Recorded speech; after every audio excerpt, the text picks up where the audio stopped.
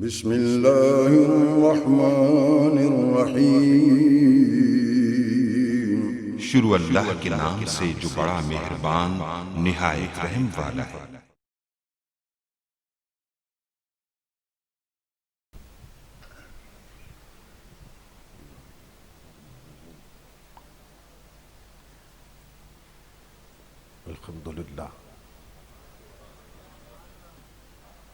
الحمد للہ الذی زین النبیین بحبیبہ المصطفیٰ ومن علی المؤمنین بنبیہ المجتبیٰ الصلاة والسلام علی سیدنا ومولانا محمد خیر الورى وعلى آلہ واصحابہ المتأدبین بالتقوی اما بعد فاعوذ باللہ السمیع العلیم من الشیطان اللعین الرجیم بسم اللہ الرحمن الرحیم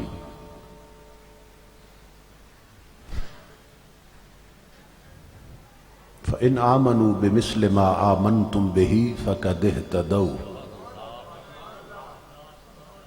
صدق اللہ مولانا العظیم۔ ان اللہ وملائکتہ یصلون علی النبی یا ایہا الذین آمنوا صلوا علیہ وسلموا تسلیما۔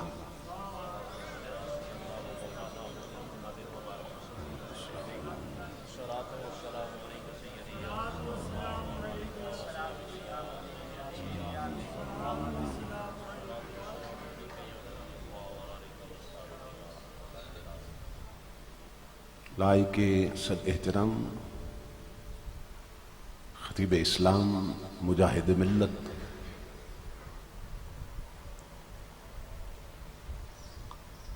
یادگار اسلاف مخلصی فی اللہ حضرت علامہ صاحبزادہ محمد شفیق رضوی صاحب دامت برکاتہم العالیہ، خطیب اسلام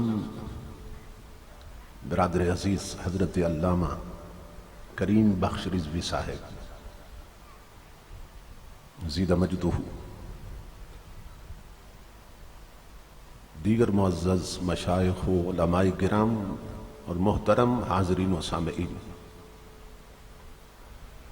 اللہ رب العزت کا لاکھ لاکھ شکر ہے کہ جس نے اپنی توفیق خاص سے آپ کو اور مجھے ایک بار پھر یہ شرف عطا کیا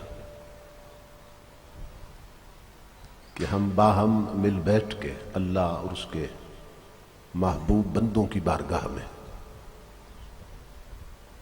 خراج عقیدت پیش کر سکیں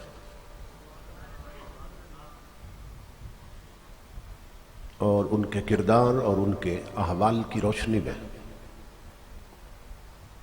اپنے عقائد کو تحفظ فراہم کر سکیں۔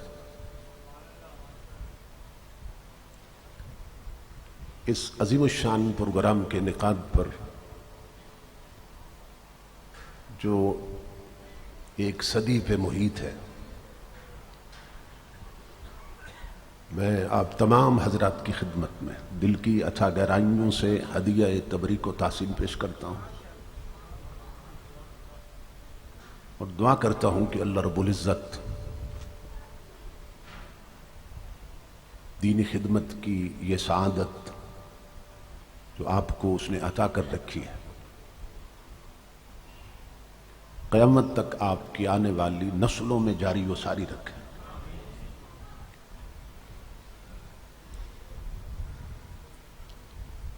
اس پروگرام کے آغاز میں آپ کے آباء و اجداد نے ایسا خلوص بھر دیا ہے کہ وقت گزرنے کے ساتھ ساتھ اس میں مزید نکھار پیدا ہوتا جا رہا ہے، اور اولیاء کرام کا وہ فرمان مجھے یاد آتا ہے کہ جو دینی خدمت اللہ بڑوں سے لیتا ہے، اگر ان کے جانے کے بعد وہی چھوٹوں سے لے تو یہ اس بات کی دلیل ہوتی ہے کہ بڑوں کی خدمت کو اللہ نے قبول کر لیا ہے۔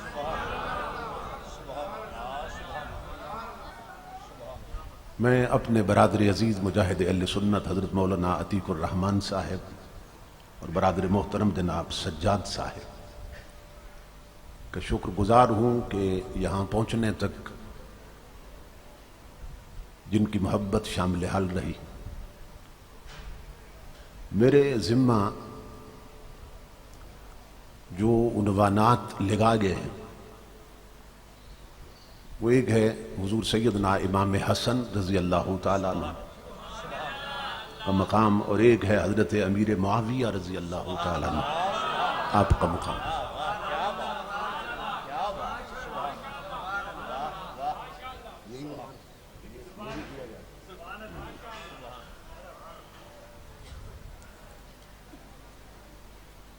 ہمارا یہ عقیدہ اور ایمان ہے،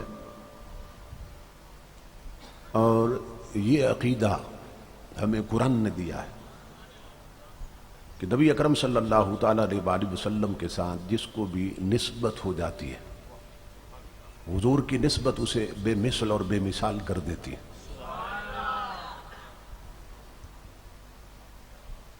قرآن حکیم میں اللہ رب العزت نے ازواج مطہرات کی عظمت کو بیان کرتے ہوئے فرمایا یا نساء النبی لستن کاحد من النساء، اے ازواج نبی تم دنیا کی کسی عورت جیسی نہیں ہو۔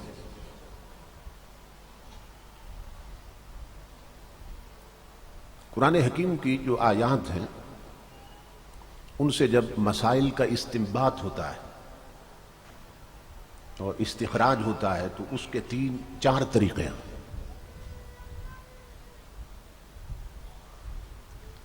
کچھ مسائل جو ہیں وہ عبارت النص سے ثابت ہوتے ہیں، کچھ دلالت النص سے ثابت ہوتے ہیں، کچھ اشارت النص سے ثابت ہوتے ہیں، اور کچھ اقتضاء النص سے ثابت ہوتے ہیں۔ اور امام رازی کے بقول قرآن حکیم کی ہر آیت 4 پردوں میں ہے،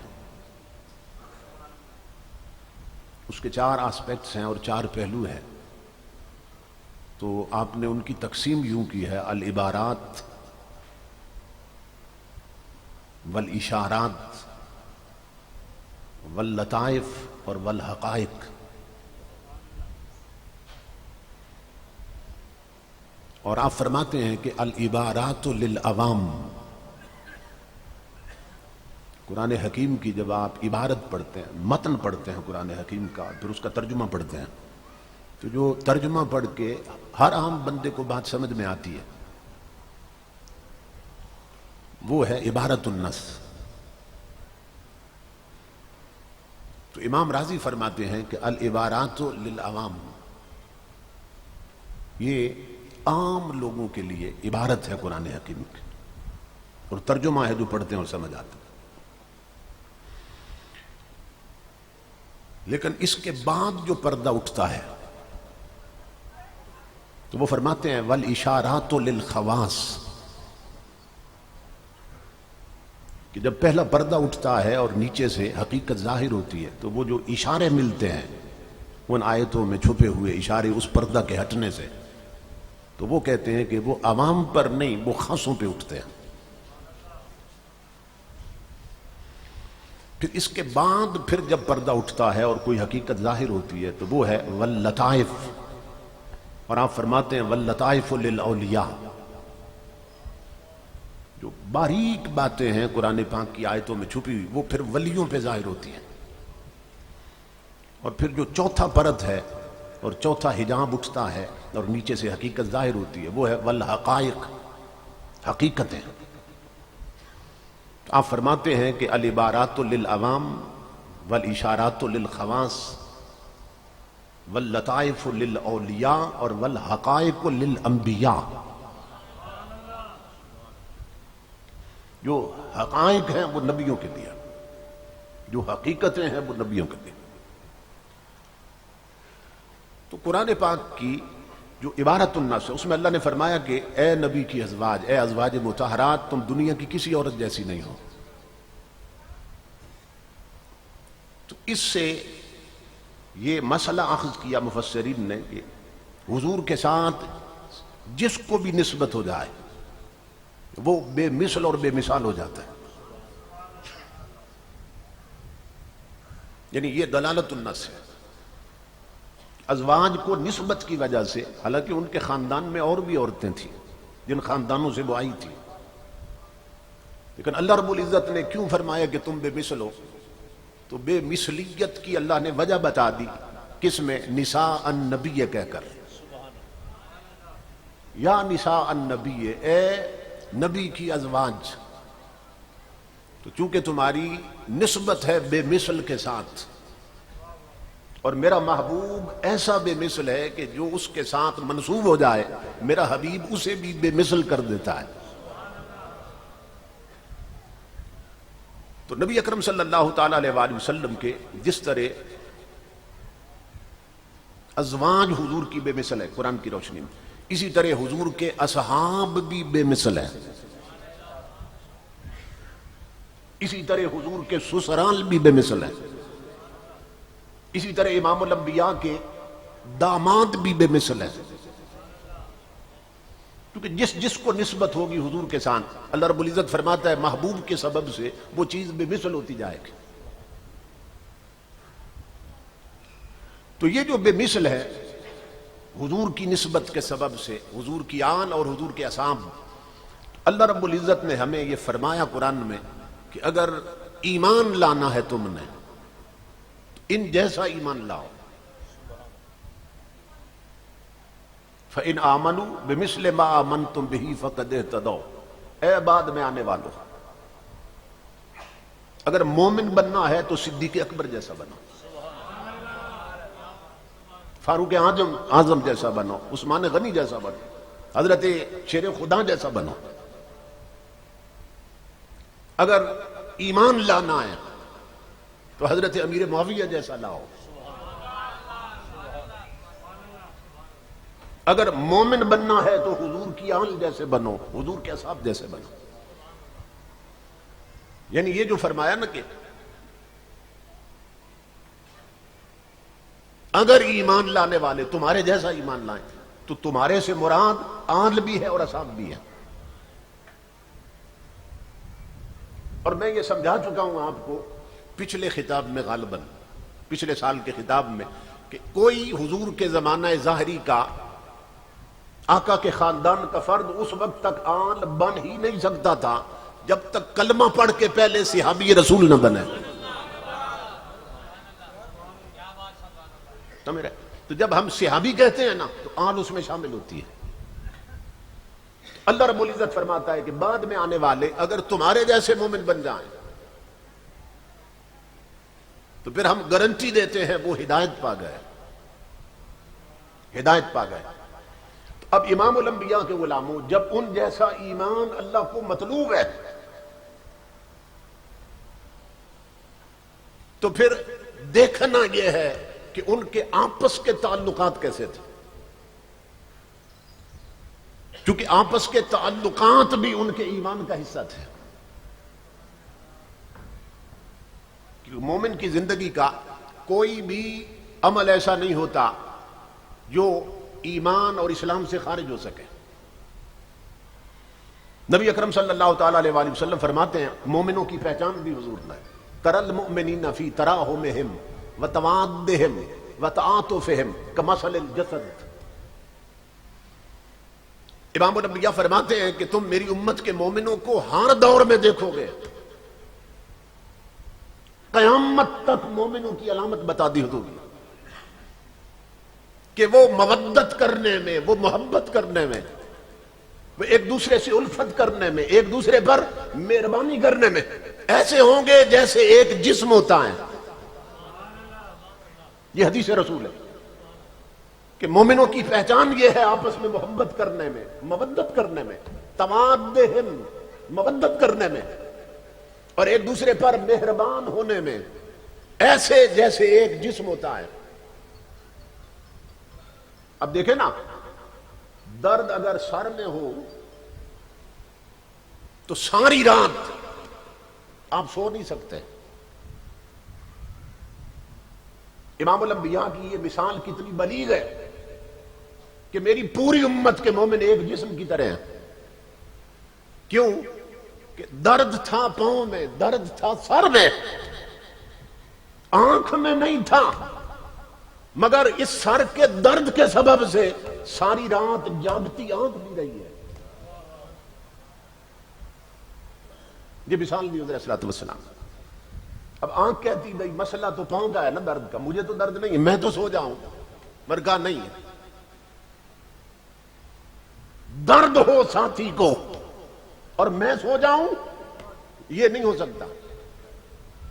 تو امام الانبیاء نے مثال دی کہ تم ہر دور میں میری امت کے مومنوں کو دیکھو گے کہ وہ محبت کرنے میں، مہربانی کرنے میں وہ ایسے ہیں جیسے ایک جسم ہوتا ہے، دکھوں میں شریک، ان کی دوستی ایک، ان کی دشمنی ایک، ان کی رضا ایک، ان کا غضب ایک، ان کا تعلق دشمنوں کے ساتھ اللہ کے لیے، غضب اللہ کے لیے، ان کی محبت مومنوں کے ساتھ اللہ کے لیے۔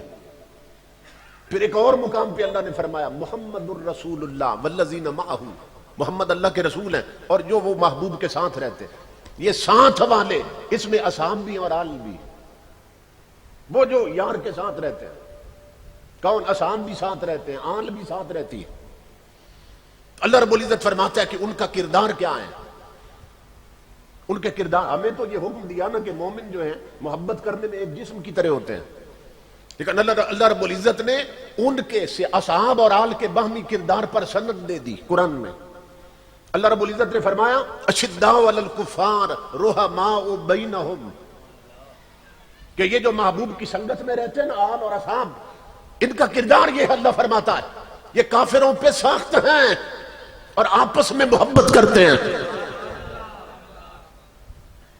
یہ قرآن ہے، یہ دشمنوں پہ سخت ہیں، کافروں پہ، اور آپس میں محبت کرتے ہیں۔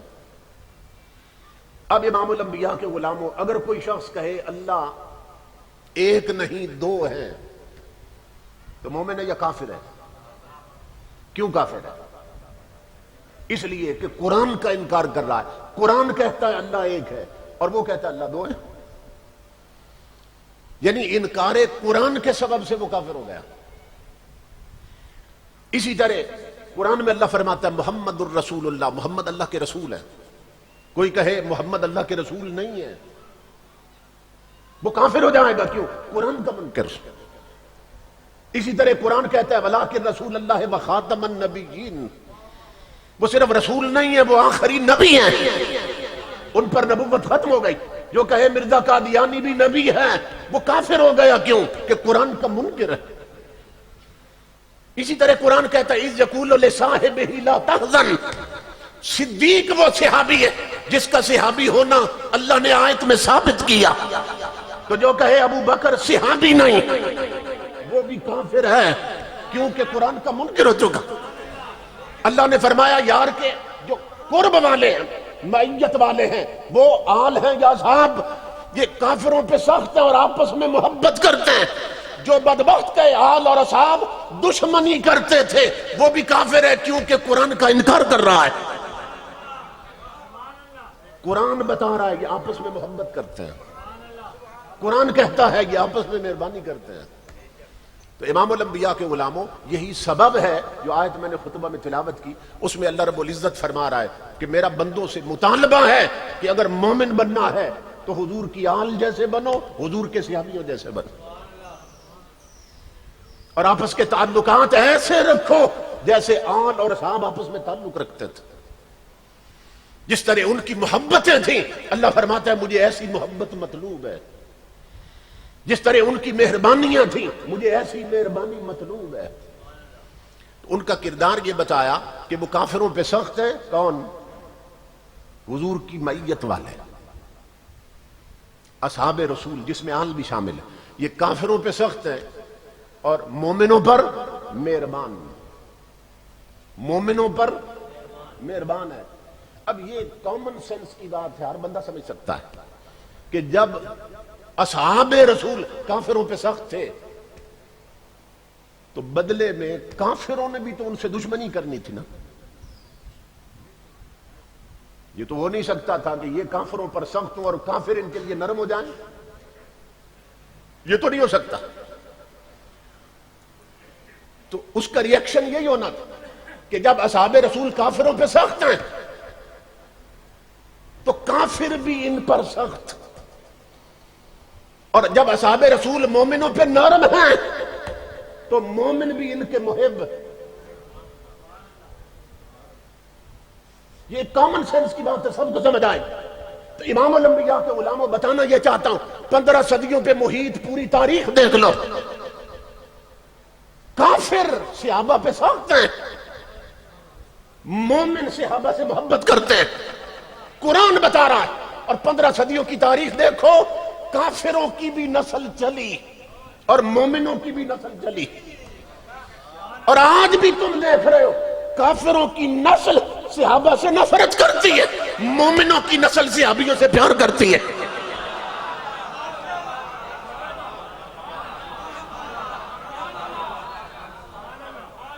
یہ اس آیت پہ آپ غور کریں، یہ آیت کھول رہی ہے کہ یہ کافروں کی نسل بھی چلی اور مومنوں کی نسل بھی چلی، اور تب سے اب تک کافر ان سے نفرت کرتے ہیں اور مومن صحابیوں سے پیار کرتے ہیں۔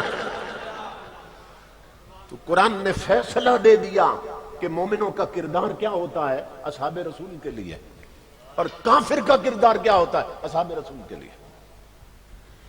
اور پھر سیدنا علی المرتضیٰ رضی اللہ تعالیٰ عنہ، آپ نے ایک فیصلہ دیا، یعنی حضرت عبداللہ ابن عباس کہتے ہیں، دیگر اصحاب رسول کہتے ہیں کہ ہمارے زمانے میں منافق کی پہچان یہ تھی، کیا کننا نعرف المنافقین ببغضہم علیہ، کہ منافقت نہ اس کا کوئی لاکٹ نہیں ہوتا کہ گلے میں ڈال لے تو پتہ چلے یہ منافق۔ منافقت پیشانی پہ لکھی نہیں ہوتی، چہرے پہ نہیں لکھی ہوتی، پتہ چلے کہ یہ منافق۔ یہ تو اندر کا روگ ہوتا ہے نا، فی قلوبہم مرض، یہ تو اندر کا روگ ہے۔ تو صحابہ کہتے ہیں کہ ہم نے نا یہ اندر کا روگ معلوم کرنے کے لیے ایک تکڑی بنا رکھی تھی، جیسے تھرمامیٹر ہوتا ہے نا، اس سے بخار چیک ہوتا ہے۔ تو صحابہ کہتے ہیں ہمارے پاس بھی ایک تھرمامیٹر تھا کہ ہم ایمان اور نفاق کو پہچان لیتے تھے۔ کننا نعرف المنافقین ببغضہم علیہ۔ اب اصحاب کی محبت دیکھیے حضور کی آل کے ساتھ۔ آپ فرماتے ہیں ہم کسی بندے کے سامنے حضرت علی المرتضیٰ کا ذکر خیر شروع کر دیتے، آپ کی عظمتیں بیان کرتے، اگر سن کر وہ جل جاتا ہم سمجھتے منافق ہے، مچل جاتا سمجھتے مومن ہے۔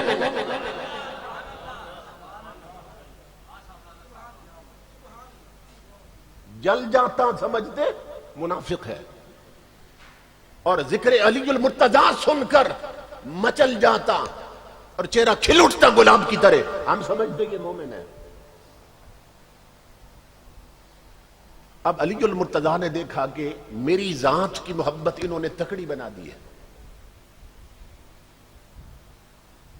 لیکن بعد کے فتنوں پر نظر تھی علی المرتضیٰ کی۔ فرمایا اگر بات یہاں تک رہ گئی تو نکھیڑا نہیں ہو سکے گا، بات اگر یہاں تک رہ گئی تو پتہ نہیں چل سکے گا، کیونکہ عقل یار ہے 100 بیس بنا لیتی ہے، تو خبر نہیں ہوگی، لوگ پھر پھسل جائیں گے، پھنس جائیں گے۔ اگر صرف میری محبت تک بات رہ گئی اور میرے نفرت اور بغض تک رہ گئی تو علی المرتضیٰ نے فیصلہ کیا۔ اب یہ قول علی المرتضیٰ ہے، آپ فرماتے ہیں لوگوں وہ تھی منافق کی پہچان، فرمایا اب قیامت تک کے لیے علی تمہیں کافر کی پہچان دے رہا ہے، کیونکہ کفر بھی پیشانی پہ نہیں لکھا ہوتا، کفر کا بھی کوئی لاکٹ نہیں ہوتا، کفر شناختی کارڈ پہ نہیں لکھا ہوتا، علی المرتضیٰ فرماتے ہیں وہ تھی منافق کی پہچان، اب سنو کافر کی پہچان. فرمایا حب ابی بکر و عمر، حب ابی بکر و عمر ایمان و بغضہما کفر. آپ فرماتے ہیں کسی کے سامنے حضرت ابو بکر و عمر کی عظمت بیان کرو، وہ سن کر جل جائے سمجھو کافر ہے، مچل جائے سمجھو مومن ہے. فرمایا وہ تھی منافق کی پہچان اور یہ ہے کافر کی پہچان. اب یہ فیصلہ حضرت علی المرتضیٰ نے فرمایا. سمجھ رہے ہیں؟ تو اس سے یہ ثابت ہوا کہ وہ آپس میں محبت کرتے تھے اور کافروں پر سخت تھے، کافروں سے سختی کرتے تھے. اور امام الانبیاء کے غلاموں یہی سبب تھا کہ حضرت امام حسن رضی اللہ تعالیٰ عنہ کہ جب بچپن میں حضرت سیدہ فاطمہ الزہرا حضور کے جو آخری ایام تھے نا علالت کے، جس میں حضور وفات پا گئے، آپ کا وصال ہوا، یعنی آخری علالت کے دنوں میں دونوں بیٹوں کو حضرت سیدہ فاطمہ الزہرا حضور کی بارگاہ میں لائی اور آ کے عرض کی کہ ہاذان ابناک، یا رسول اللہ صلی اللہ علیہ وسلم یہ آپ کے بیٹے ہیں. اور یہ تہذیب التہذیب اور کنز العمال کی حدیث ہے. فاطمہ الزہرا نے دونوں شہزادے پیش کیے اور عرض کی ہاذان ابناک یہ آپ کے بیٹے ہیں، فورثہما شیئا، یا رسول اللہ انہیں اپنی کوئی وراثت عطا فرما دیں. اس لفظ وراثت کو یاد رکھنا ہے آپ نے. یہ نبی نے جو وراثت دی تھی، یہ نبی کی وہی وراثت تھی کہ حسن نے امیر معاویہ سے صلح کی ہے. اس لیے کہہ رہا ہوں وراثت کو یاد رکھنا اپنا. یہ صلح عام صلح نہیں ہے، حضرت حسن کی صلح حضرت امیر معاویہ کے ساتھ یہ صرف ان کی صلح نہیں ہے، یہ محمد عربی کی وراثت ہے جو امام حسن نے تقسیم کی ہے. فورثہما شیئا، ابا جی انہیں نا آپ کے بیٹے ہیں، بیٹی کے بیٹے، انہیں وراثت عطا فرما دیں. نبی اکرم صلی اللہ تعالی علیہ وآلہ وسلم نے فرمایا کہ اچھا بیٹی تو پھر میں عطا کرنے لگا ہوں. اما حسن فإن له ہیبتی وسودتی، اور اما حسین فإن له جرتی وجودی. فرمایا میں بیٹی پھر یہ جو حسن ہے نا بڑا بیٹا ہے، اس کو میں اپنی ہیبت، اپنا روب اور دبدبا اور اپنی سرداری دیتا ہوں. میں اسے اپنی سرداری دیتا ہوں. اور یہ جو چھوچا ہے حسین، اس کو میں اپنی جرت اور اپنی سخاوت دیتا ہوں. یہاں رک کر ایک بات اپنے عقیدے کی کروں، ایمان سے بتائیں کہ اس طرح اپنی ذاتی صفات بھی کوئی کسی کو وراثت میں دے سکتا ہے؟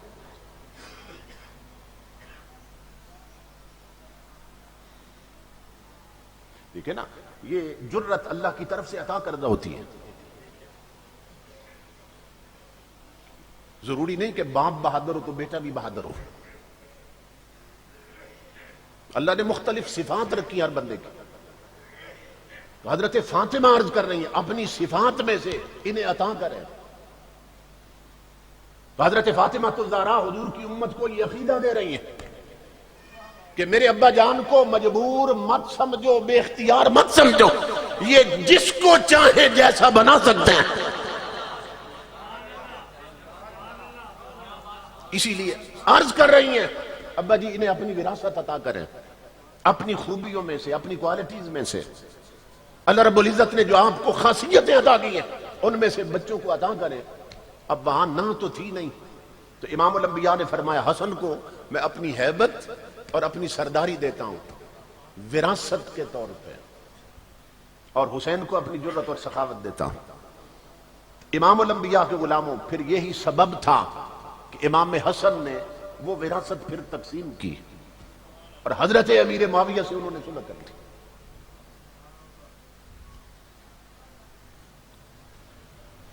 ایک موقع پہ کسی نے بات کی کہ حضرت امام حسن اور امام حسین رضی اللہ تعالیٰ عنہ یہ جنتی جوانوں کے سردار ہیں.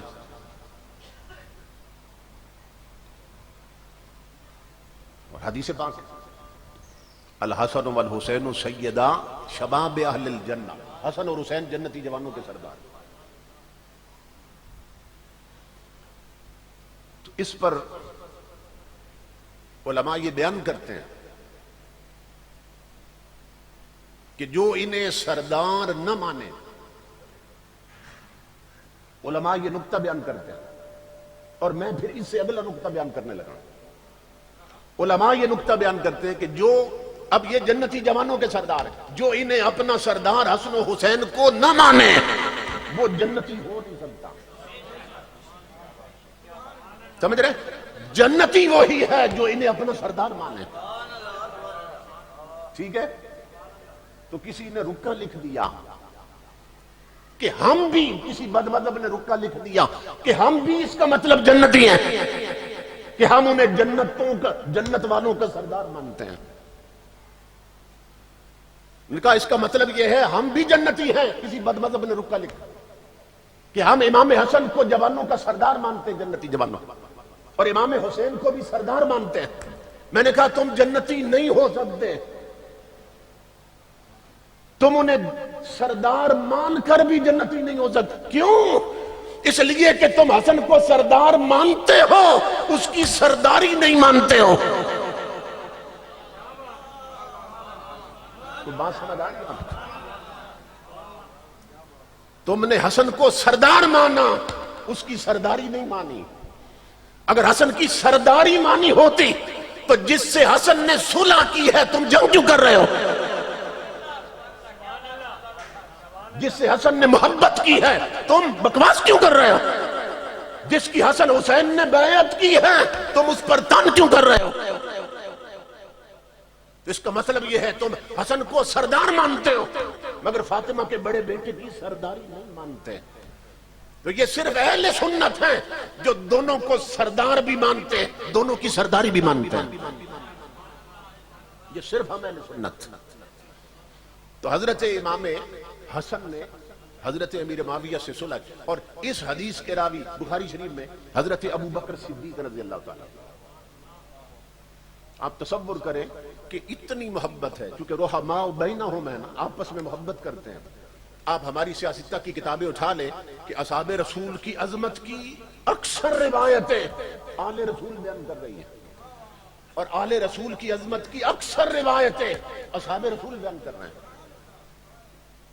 اب یہ جس میں حضرت امام حسن کی عظمت بیان ہوئی، اس حدیث کو حضرت ابو بکر صدیق روایت کر رہے ہیں بخاری شریف. آپ فرماتے ہیں میں وہ منظر نہیں بھول سکتا کہ جب میں نے دیکھا کہ امام الانبیاء منبر پہ جلوہ گر تھے اور امام حسن اس وقت حضور کے پہلو میں بیٹھے تھے منبر پر، اور تاجدار کائنات کبھی مجمع کو دیکھتے تھے اور کبھی حسن کو دیکھتے تھے. نگاہ مصطفیٰ کبھی مجمع کی طرف کبھی حسن کی طرف، اور اس طرح حضور نے بار بار دیکھا. اور پھر امام الانبیاء نے فرمایا ابنی ھذا سید، یہ بخاری کی روایت. امام الانبیاء نے فرمایا ابنی ھذا سید، فرمایا میرے غلاموں صحابیوں تم بھی یاد رکھنا اور آگے بیان کرنا تاکہ امت قیامت تک جان لے کہ میرا یہ بیٹا سردار ہے. ابھی بچے تھے اور حضور کے پہلو میں بیٹھے ہیں. فرمایا ابنی ھذا سید، میرا یہ بیٹا سردار ہے.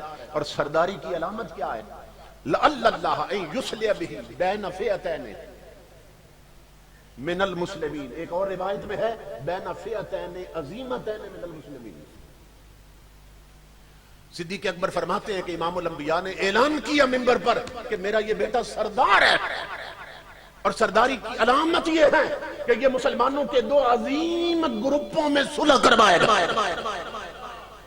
بین فئتین عظیمتین من المسلمین، مسلمانوں کی دو جماعتوں میں یہ میرا بیٹا صلح کروائے گا. اب اگر کوئی حضرت امیر معاویہ اور ان کے ساتھیوں کو مسلمان نہ مانے تو وہ ٹکر خود اپنے نبی سے لے رہا، حضور سے لے رہا. امام الانبیاء بتا رہے ہیں اور خبر دے رہے ہیں بچپن میں کہ میرا یہ بیٹا مسلمانوں کی دو جماعتوں میں صلح کروائے گا. تو حضور نے دونوں کو مسلمان کہا ہے. اور نہج البلاغہ اٹھا لیں، حضرت علی المرتضیٰ رضی اللہ تعالیٰ عنہ ان جنگوں کے نتائج میں آپ بیان فرما رہے ہیں، آپ فرماتے ہیں خبردار جن کے ساتھ ہماری جنگیں ہوئی ہیں انہیں کافر یا منافق نہ سمجھنا۔ یعنی امام الانبیاء بھی اپنے زمانہ اقدس میں اعلان کر گئے دونوں مسلمان ہوں گے، اور قرآن بھی کہتا ہے اگر مسلمانوں کی دو جماعتوں میں لڑائی ہو جائے، اختلاف ہو جائے، تو جو حق پر ہے ان کا ساتھ دو اور اس وقت تک ان کے ساتھ لڑتے رہو کہ وہ پلٹ آئے اللہ کے حکم کی طرف۔ تو قرآن نے بھی دونوں کو مسلمان کہا ہے، حدیث نے بھی دونوں کو مسلمان کہا، اب علی المرتضیٰ بھی دونوں کو مسلمان کہہ رہے ہیں۔ ناج البلاغہ میں علی المرتضیٰ فرماتے ہیں ان ربنا واحد و نبینا واحد و دعوتنا فی الاسلام واحد۔ آپ فرماتے خبردار حضرت امیر معاویہ اور ان کے ساتھیوں پر، حضرت عائشہ اور ان کے ساتھیوں پر خبردار کان مت کرنا۔ کیوں؟ کہ جو ہمارا خدا ہے وہی ان کا خدا ہے، جو ہمارا نبی ہے وہی ان کا نبی ہے، اور جو اسلام میں ہماری تبلیغ اور دعوت ہے وہی تبلیغ اور دعوت ان کی ہے۔ یہاں نہیں رکے علی المرتضیٰ، آگے فرمایا لا نستزیدہم فی الایمان باللہ و برسولہ ولا یستزیدوننا۔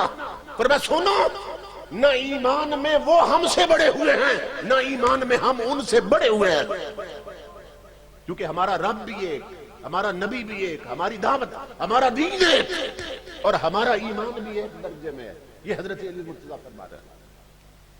تو جب بعد وقت حضرت امیر معاویہ یا ان کے ساتھیوں میں سے کسی پہ تن کرتا ہے، اس کا مطلب یہ ہے اس نے نہ حضرت علی کو امام مانا، اس نے نہ حضرت امام حسن کو امام مانا، اس نے نہ حضرت امام حسین کو امام مانا، اس لیے کہ دونوں دھڑوں کی کتابوں میں ہے کہ حضرت امیر معاویہ کی بیعت امام حسن نے بھی کی، امام حسین نے بھی کی، یہ دونوں دھڑوں کی کتابوں میں۔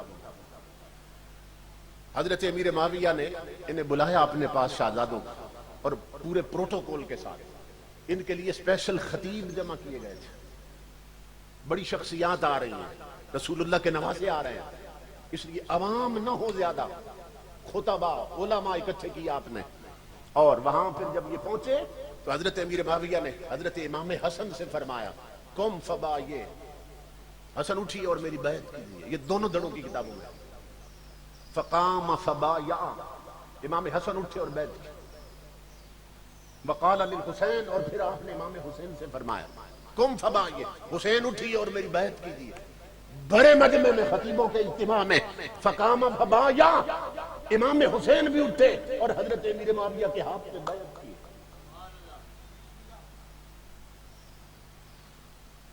امام الانبیاء کے غلاموں جن کے ہاتھ پر زہرا کے لال بیعت کر رہے ہیں، بتاؤ آج انہیں اپنا امام کون مانتا ہے؟ صرف اہل سنت جو مانتے ہیں، کیونکہ ہم انہیں صرف سردار نہیں مانتے، ہم ان کی سرداری بھی مانتے ہیں۔ انہوں نے خود بیعت کی، اور امام الانبیاء آقا بشارت دے کر گئے تھے، خوشخبری دے کر گئے تھے کہ یہ جو ہیں یہ میرا بیٹا صلح کروائے گا، یہ سردار ہے۔ تاجدار کائنات کے غلاموں حضرت امیر معاویہ رضی اللہ تعالیٰ عنہ، ان کو پورے عالم اسلام کی سلطنت جو ہے حضرت امام حسن نے سپرد کر دی۔ اب ایک موٹی سی بات، کیونکہ باتیں تو بے شمار ہیں، سوال بھی ہیں اور جواب بھی دیے جا سکتے ہیں، مگر ایک موٹی سی بات آپ کو سمجھانے لگا۔ حضرت امیر معاویہ پہ جتنے تان ہوتے ہیں، حضرت امیر معاویہ پر جتنے حملے کیے جاتے ہیں کہ جی حضرت معاویہ ایسے تھے، حضرت امیر معاویہ ایسے تھے، انہوں نے یہ کیا تھا، انہوں نے یہ کیا تھا، تو بتائیے کہ آج کا کوئی چوڑا زیادہ جانتا ہے یا فاطمہ کا لال زیادہ جانتا ہے؟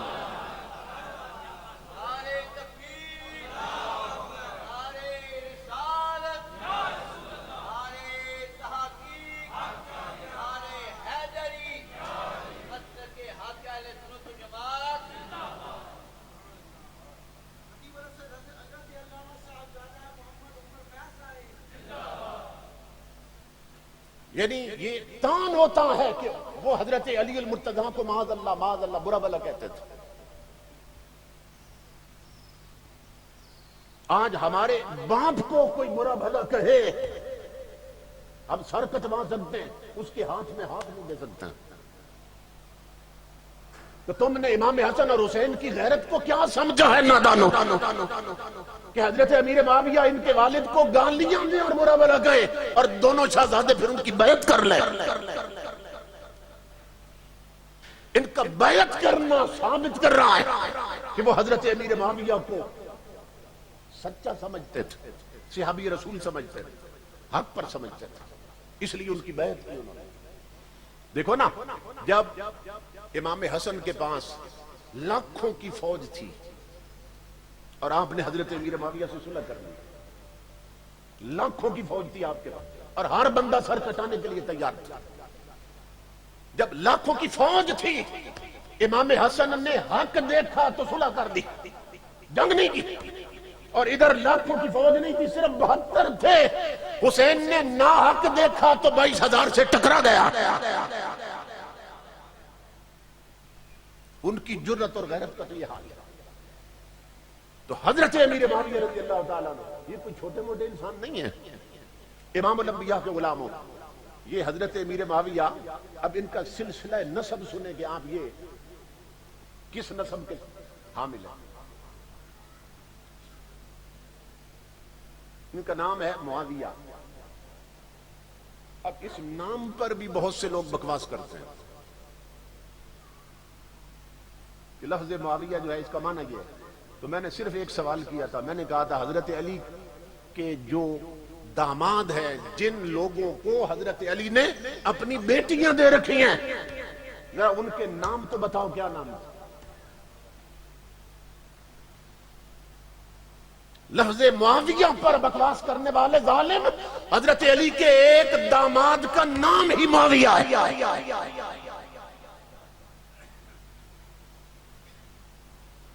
معاویہ نام کے شخص کو علی المرتضیٰ نے اپنی بیٹی دے رکھی ہے، اور تو لفظ معاویہ پر تنگ کرتا۔ ان کی کنیت تھی ابو عبد الرحمن۔ اب میں ان کا سلسلہ نسب پڑھنے لگا ہوں، والد کی طرف سے بھی اور والدہ کی طرف سے بھی۔ ان کا نام ہے معاویہ اور والد کا نام ہے ابو سفیان، معاویہ بن ابو سفیان بن حرب بن امیہ بن عبد شمس بن عبد مناف۔ عبد مناف ذہن میں رکھنا آپ نے، کیونکہ میں پھر رسول اللہ کا سلسلہ نسب پڑھنے لگا ہوں، میں امام الانبیاء کا سلسلہ نسب پڑھنے لگا ہوں۔ سنو حضرت امیر معاویہ کون ہے؟ معاویہ بن ابو سفیان بن حرب بن امیہ بن عبد شمس بن عبد مناف۔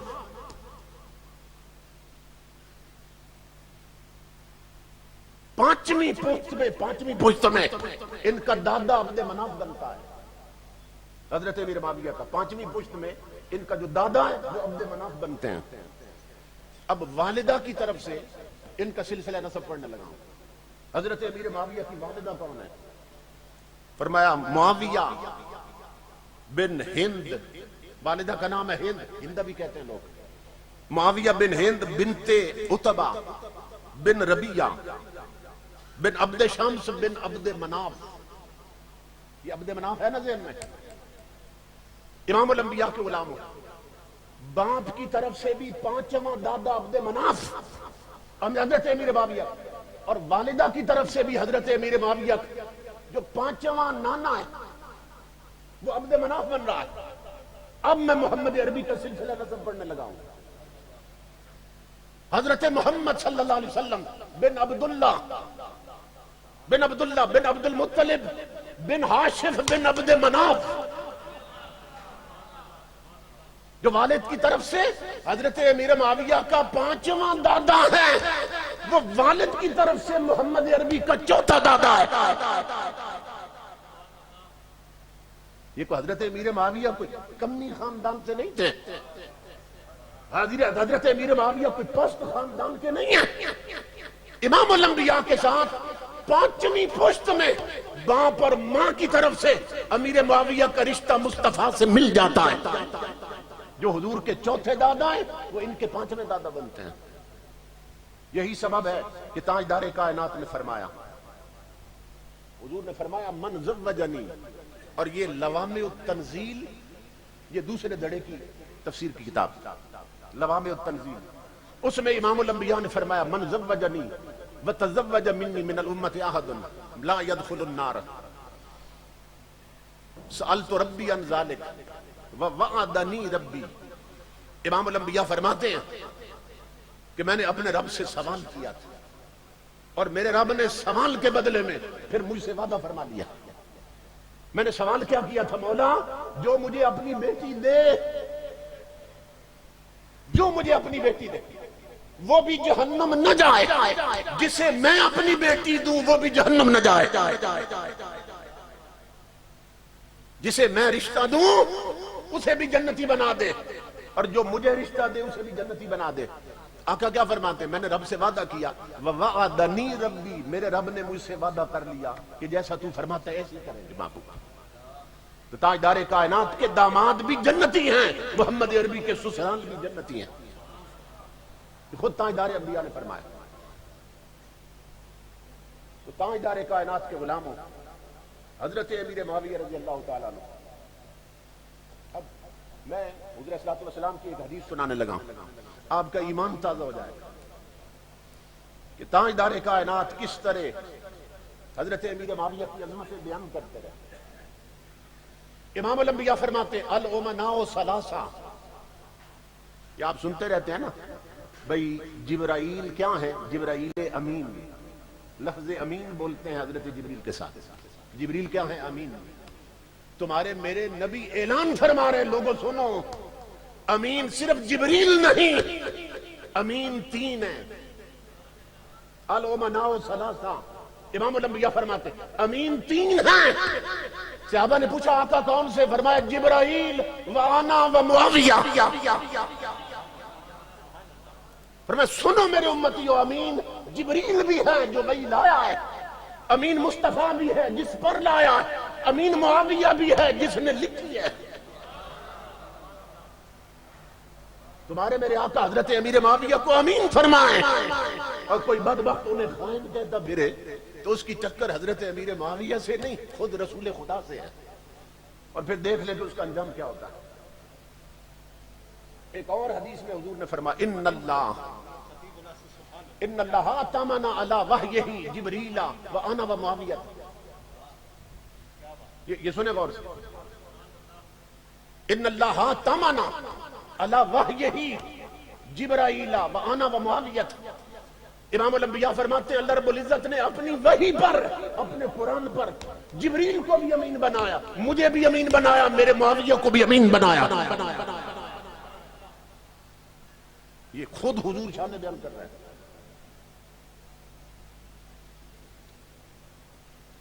امام الانبیاء کے غلاموں، ایک دن حضرت امیر معاویہ رضی اللہ تعالیٰ عنہ، اس کو حضرت ابو ہریرہ روایت کرتے ہیں، اب سنیں گے ایمان تازہ ہو جائے گا۔ ایک دن حضرت ابو ہریرہ فرماتے ہم نے دیکھا تاجدار کائنات نے حضرت امیر معاویہ آئے اور آقا اٹھ کھڑے ہوئے، فرمایا امیر معاویہ سے، فرمایا میرے سینے سے لگ جا، اور تاجدار کائنات نے اس طرح لگایا اپنے سینے کے ساتھ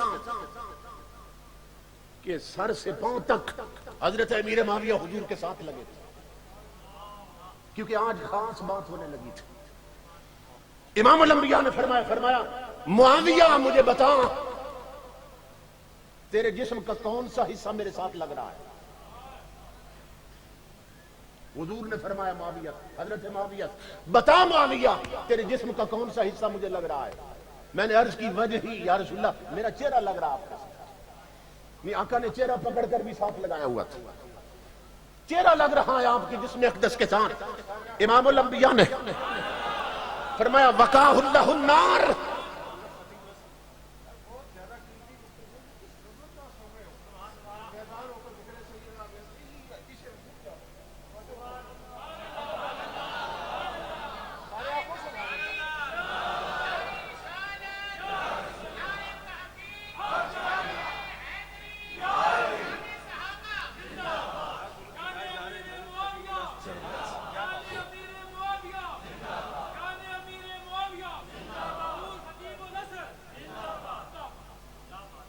فرمایا حضرت معاویہ سے حضور نے تیرے جسم کا کون سا حصہ لگ رہا ہے؟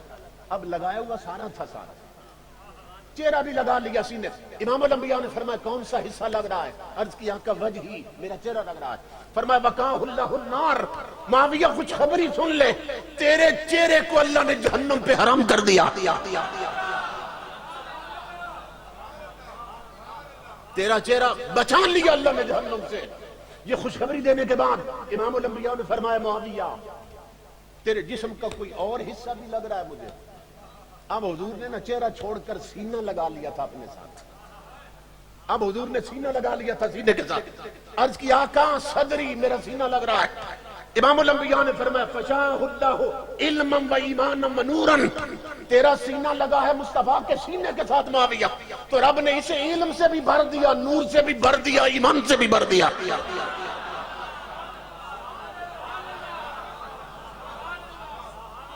اللہ نے تیرے سینے کو میرے سینے کی نسبت کے ساتھ ایمان سے بھر دیا اور نور سے بھر دیا اور علم سے بھر دیا۔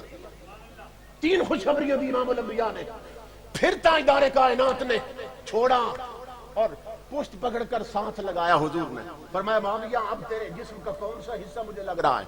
عرض کیا کہ بطنی، میرا پیٹ لگ رہا ہے۔ امام الانبیاء نے فرمایا اسمہ اللہ بما اسمہ بہ الاولیاء، معاویہ تیرے پیٹ کو اللہ نے ہر اس چیز سے بچا لیا جن چیزوں سے اپنے ولیوں کے پیٹوں کو بچائے رکھتا ہے۔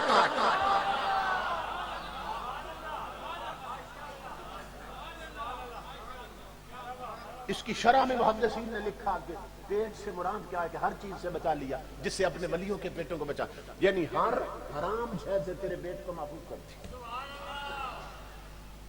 ہر ناجائز شے سے اللہ نے تیرے پیٹ کو محفوظ کر دیا کہ جن چیزوں سے اپنے ولیوں کے پیٹوں کو بچائے رکھتا ہے۔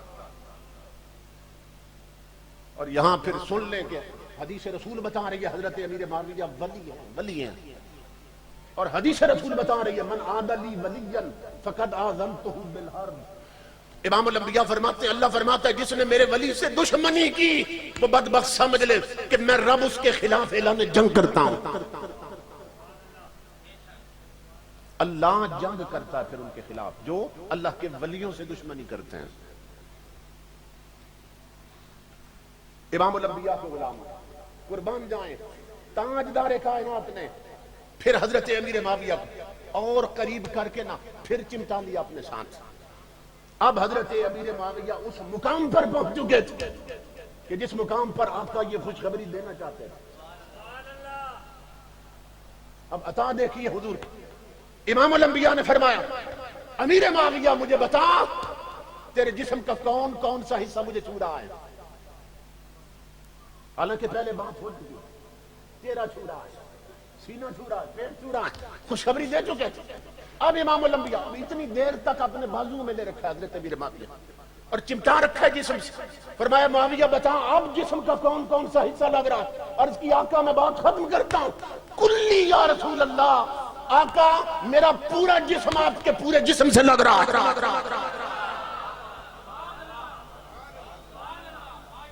کلی یا رسول اللہ، میں روایت پڑھ رہا ہوں۔ معاویہ عرض کرنے لگے آقا میرا پورا جسم لگ رہا ہے آپ کے جسم کے ساتھ۔ امام الانبیاء نے فرمایا پھر سن، غفر اللہ لک ووقاک الحساب وعلمک الکتاب وجعلک ہادیا وہداک وہدا بہ۔ معاویہ سن، پھر اللہ رب العزت نے تیرے پورے جسم کو جنتی بنا دیا۔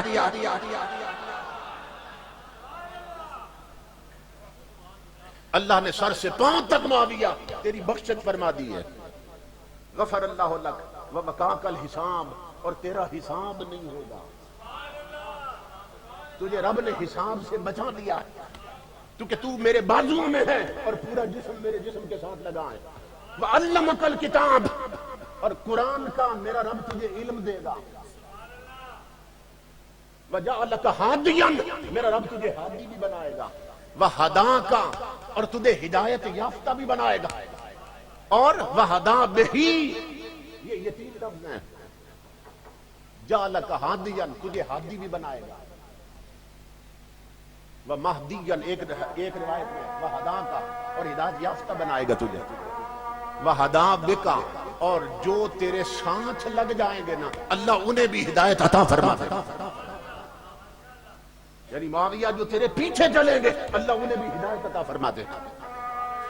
یہ ہیں تاجدار کائنات کے معیت والے لوگ، یہ ہو حضور کی آن اور حضور کے سامنے. یہ تو میں نے بالکل دیکھ کے ایسے سمجھے کہ بس ایک دو چاول آپ کو چکوائیں. اللہ رب العزت ان کی عظمت سمجھنے کی توفیق عطا فرمائے. وما علینا الا البلاغ.